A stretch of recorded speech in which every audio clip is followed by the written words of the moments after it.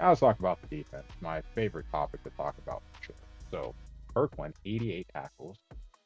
Thompson, 87 tackles. Wilson, 67 tackles. Your two of your three, or even better, three of your four starters in the secondary lead the team in tackles. That means probably two things. One, if the team is running, your opponent is running the ball, they're getting into the second and third level. That really wasn't the case a whole lot. A couple runs here and there. It was a pass. Couldn't stop the pass. So a lot of plays where the corners and safety had to make tackles after the ball was caught or after someone already missed the tackle or couldn't make a play. You don't like to see your secondary have that many tackles. The only way you do is if you're having leads, but we didn't. And I guess in some games we did, but you just don't want to see your secondary having to have so many tackles. You want that to be your linebackers finishing off, helping guys out. But it is what it is. In terms of tackles for loss, a couple of guys stand out. Herring, didn't see him on the field a ton because he was the third linebacker. He wasn't always out there. Second on the team with 11, and then Jackson impact 16. In terms of sacks, this is disappointing. For as much as people pass the ball against us, you don't really see it reflected in sacks as a whole. 13 and a half sacks, a little over a sack a game. When teams are passing the ball, for the most part, at a rate of 55 to 60%, you want to see this number up. It is what it is. Interceptions, 4. Brown, the most by anyone on the team, a lot spread out. One notable miss is Jeremiah Wilson. Impact corner has a lot of abilities to help with coverage, but he wasn't very impactful, mainly because of this, the 9 pass deflections. We call that stoning. Couldn't catch the ball. Didn't have a lot of opportunities to either, so not very impactful. He was in terms of tackling, but I'd much rather my corner pick a ball off here and there and miss a tackle as opposed to not be able to catch the ball and make tackles. That definitely wasn't helping things. And then the ratio. So if you look at the interception, you don't have totals, so I'll have to count. You got 8, 10, 12, 14 interceptions as a team. And then you have pass deflection. 9, 17, 22, 25, 28, 31, 34, 6, 8, 9, 40, 1, 2, 3. 43 deflected passes. Now, some are by the defensive linemen. So you've got like these 4 right here, just all defensive linemen. Those obviously aren't a big deal. But a lot of these guys are in the secondary. Some of those are just, you got to catch the ball. For as much as this defense struggle in terms of stopping teams getting yardage and converting on third downs, it hurts even more when you're not able to get interceptions. And we definitely had more than our fair share of chances to maybe make a game-changing play in certain scenarios. I'm thinking the Miami game, we had a pick six to start the game. We don't get that. We end up losing.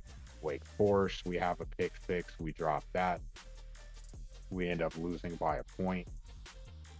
You have the game against, trying to remember, there's another loss that we had mixed in there where that lack of an interception, Iowa State would have started the game out with a pick six, and the guy dropped it. Then really, Boise State to start the season, that drive to end the first half, 3 opportunities in a row for a pick, and we come away with 2 deflections and one that said out of reach, so it went right between his hands for a completion on third down.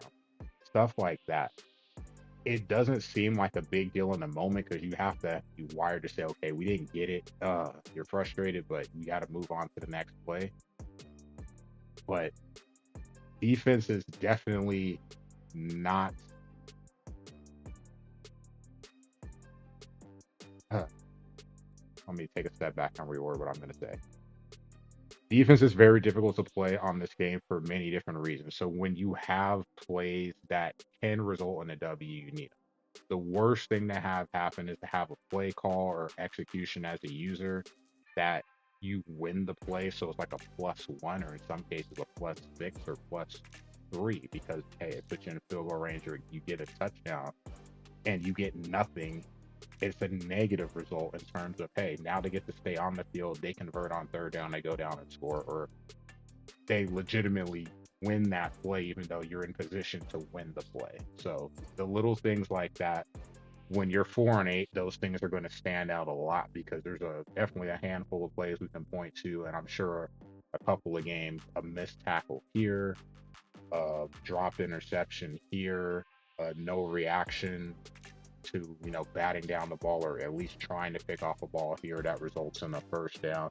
Little things like that stand out, and it's definitely don't know what happens with this defense going forward. We'll have to see. We force 8 fumbles though. We recover 4. All you can do is ask for 50-50. So we get that. And we ran 1 back and we ran an interception back. So only 2, which is kind of crazy. I feel like last season, probably every season of football, regardless of what team I was, they had somewhere around 8 minimum, or at least getting a lot of picks. Like even New Mexico, which is a very terrible defense, we're able to generate turnovers. So the fact that we couldn't generate turnovers with this team and with them being in position sometimes is really, really hurt. Don't really know how you fix that. It's a work in progress. Maybe not, because look at the coach contract.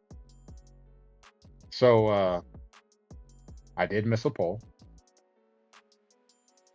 Coach reports are done, stats are done, recaps will cover the missed poll. So participation should be 40.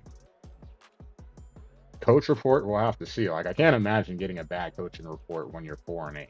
It's not like I was doing it. I don't really play any differently. I guess we'll have to see once the scores come out. But I mean, it's kind of funny when you're losing. It's really easy to get the 5s because you lost the game. But we played the same. We didn't really change. I think probably the only game that was really different in terms of play style was the NC State game, and it's honestly by necessity because of the lag. I love to run inside and outside, but because I really couldn't control anyone, my play calling on both sides of the ball, I had to be a little more vanilla for to factor in the fact that it's hard to throw the ball. Hell, it's hard to hike the ball. And running the ball, like I'm probably not going to be able to move and make any movement. So you just got to just push up field. So you don't want to really run outside runs in fear of not being able to turn up the field. So we'll see what that says. But then we get to season success. It's definitely very, very sad. So what you have is we didn't meet our win goal because we only won 4 games. It was 6. We didn't meet either conference goal, and we lost all 3 rivalry games. 1 score, 2 blowouts. Ouch. Made worse by the fact that we were 4-2, and then just legitimately, once we got that 4th win, we just lose every game from that point on. So bonus points would be important for us because we're not getting any of this stuff. Wins over win goal going down. But beating a ranked while unranked, we got that road win against Georgia. So that's 5. And then road wins would be +2. You're looking at a Georgia win, a Virginia win, a Stanford win. Crazy thing. Crazy stat. Pitt was the only game we won at home. So when I say home field advantage is kind of one of those things I don't really care about, that would be why I say it, because we were 1-5 at home. Not that we were great on the road, but 1-5 at home versus 3-3 on the road. You can kind of see why I'm kind of about home field advantage. The keys, though, is this. We got a full bank. Florida State's an 82. So if you're doing the math, participation is 40, coach reports are 40. That gives you 80 if we get a perfect, or at least 11 perfect coach report. And then you get to the season success. So we didn't earn anything over here, but we got bonus points. Will it be enough? I count 11 bonus points, which means I would get 11 out of 100. which means I would at least get 2 points, a little over 2 points. And with the bank, Florida State is an 82, plus 5 is 87. That gives me just enough points to keep them. So it's really going to be dependent on the coach report and the fact that I don't miss enough polls. So definitely got to get those polls in. But we'll have to see. I'll be a little nervous. And the last thing we'll look at here, just coaching record, been around since season 8. Crazy. Started out 4-8 with Florida International. Man, that was a rough season too. Then a 6-6, and then didn't hit a losing season until USC, I believe, 5-7, 4-5 in pack play. That was also a rough season. Also, kind of noticing when IROC beats me, the season tends to be bad. So that could have been a sign. I wasn't aware of it at the time, but now that I think about it, it could be a sign. So we lose, have a losing season there, 7 to win, but man, it's a third season. It was still pretty cool. A third losing season in the NDL for all the seasons that I've been around. Won't get close to that 250. Hopefully, I imagine I get close to that for the game cycle. So a weird season after going 9-4, basically kind of flip it on the other side, and we'll have to see what happens with the coach contract. Got to get my polls done for sure, and I guess we go from there. It was a weird season, but the next time you hear about FSU, it'll be what the result of the coach coach score will be, and that's a ways away. So now I'll just enjoy doing some pods with Vic with the outliers and watching how everyone finishes up this season. Rough season. Definitely hoping that defense maybe gets a, a boost or two via patches. But overall, that side of the ball has to play better if I'm gonna be back. I assume ratings will be better, but that also means I probably will have more asked of me as well, and the bank will be empty. So we'll see. Will it be back with Florida State, or will I have to go into the draft as a day 2 coach being fired? Time will tell.